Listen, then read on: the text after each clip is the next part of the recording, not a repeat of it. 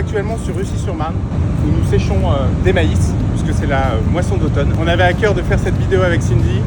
Venez, suivez-nous, on va tout vous expliquer depuis la réception jusqu'à l'expédition en train. Ce maïs est d'abord pesé dans les camions. Il est agréé, c'est-à-dire qu'on va calculer le taux de cassé, l'humidité constatée et ensuite on va l'emmener, le diriger dans les postes de réception pour le séchage. Donc le maïs pénètre dans nos silos et avant de passer dans le séchoir, il va d'abord être nettoyé. Il y a un premier nettoyage, ce qu'on appelle l'émotteur, un passage à l'émotteur pour pouvoir extraire les rafles et éventuellement les grosses impuretés.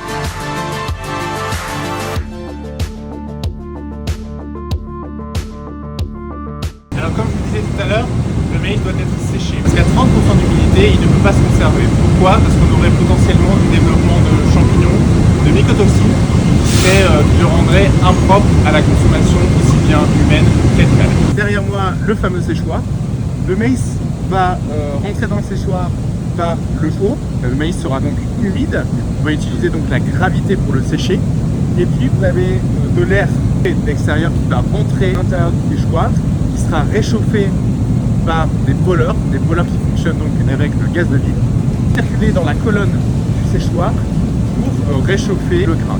On va vous emmener directement sur le poste de chargement de train car actuellement un train d'à peu près 1400 tonnes est en train d'être chargé pour un client bas de trappe.